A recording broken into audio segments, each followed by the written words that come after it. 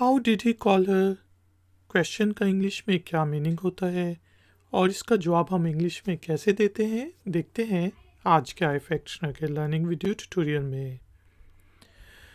तो दोस्तों, how did he call her का मीनिंग होगा उसने उसे कैसे कॉल की। जवाब हो सकता है ही यूज्ड माई मोबाइल फ़ोन।